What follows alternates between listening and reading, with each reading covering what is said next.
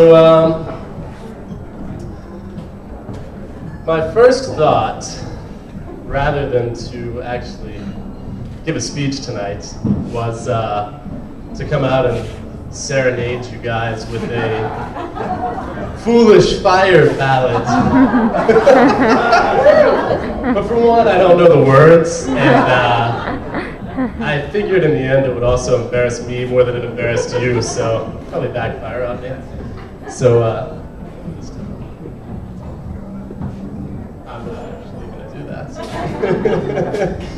So anyhow, this is Plan B, whatever happens now. But I have known Brad, I was trying to do the math earlier, I don't know, I think it's 12 or 13 years, I don't know, since middle school. I've known Amy almost as long. And I've known them both for the duration of their relationship. Back from the courting days, until they finally sealed the deal right now.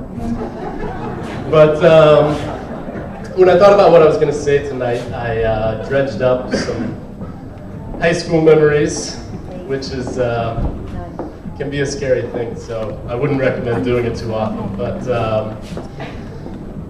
I thought about it, and I've seen Brad change a lot since we since we first met way back when.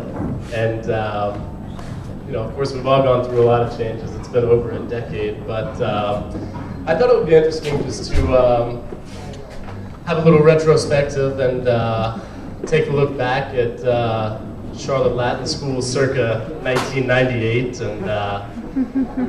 and then contrast it with what life is like now for Bradley. So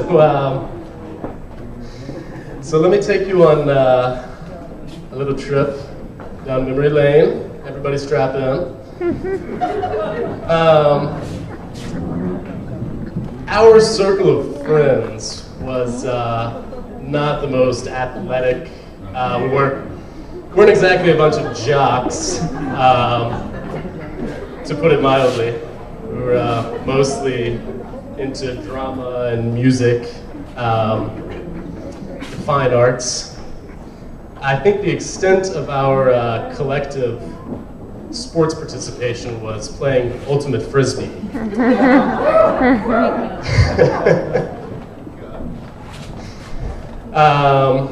We didn't really follow professional sports a whole lot. We didn't really watch a whole lot of televised sports. And on Friday night, the last place that any of us wanted to be was at our high school football games. Brad and Amy both grew up on golf courses. And I can't speak for Piper Glen, but the Providence Country Club golf course was basically like our backyard playground for any activity other than golf. So these days, let's see. First, we make tee times to go play golf on Saturdays.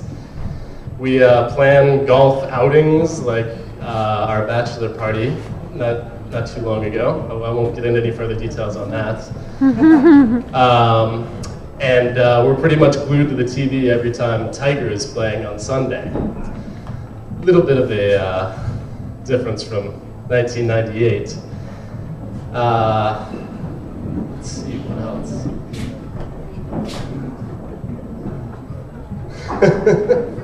I'm sorry, I'm blanking. I've got to consult my sheet. I hate to do this, but you know, let's see. Yes. I'm sorry, I'm ruining my own punchline. Finally, Brad's love for the New York Yankees runs almost as deep as his love for Amy. But clearly he's got his priorities straight, because he agreed to a wedding in late October. Of course, this year, for the first time in 13 years, a certain team doesn't happen to be playing, so I guess it's kind of a moot point, but clearly he has his number one in mind. So Anyway, Brad also has developed a maturity and a respect for his community over these past few years. Don't do this. Don't do this. The 16-year-old versions of Brad and I weren't exactly a neighbor's best friend. I will not get into any sordid details. I do want to keep this PG rated, but suffice it to say that taking the Jeep off-roading impromptu, even into a neighbor's yard occasionally, was not off base. You know, it didn't seem like a terrible idea. But these days, Brad has become quite the neighborhood vigilante in Highland Hills, or so I hear. He's in constant communication with the property manager, and he recently posted a legal-looking notice on the windshield of a car that was designed as a scare tactic to make someone think that they had gotten a noise violation, and that was a legal notice to be quiet.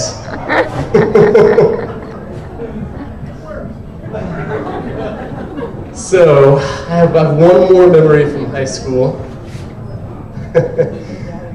Video games featured pretty prominently into our lives, and we were pretty competitive about them.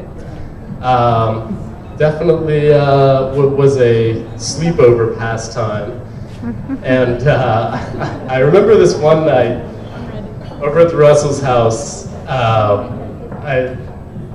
Brad and I had been playing this game, Mario Kart, for probably about 4 hours, and for the life of me, I could not beat Brad in a single race, and so I'm just losing over and over and over again, and my temper is just getting out of control, and you know, I lose this one race, and I just snap. And I grab this box of Captain Crunch cereal that's sitting on the table, and in a fit of rage, start pouring it all over Brad. That'll teach him. So, these days, I got a call from Brad a few months ago, and he wanted to know if I wanted to play a network game, which is nerd for playing online, of Diablo 2, which is a game that came out years ago, but he wanted to prepare for the release of the sequel, Diablo 3. So I guess not that much has changed. We do still retain our gamer cards. But one thing has remained constant throughout the past 10 years or so, and that's Brad and Amy's undying love for each other. You guys, come on, I'm being serious now. You guys have been there for each other ever since I've known both of you. And you've been there to support each other through tough times. You've been there to share in celebrations and successes. And most of all, and I think anybody who's spent any amount of time with Brad and Amy knows this, they make each other really, really happy. And I know you guys have had tons of fun throughout the years together. I'm so happy to see you guys finally tying the knot. And so, Brad and Amy, we speak your names to you guys, and to your continued success and happiness. Congratulations, guys.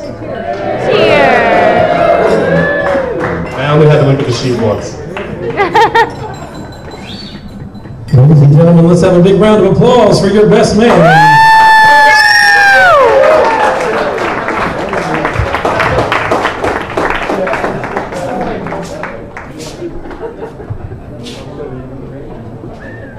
Our matron of honor.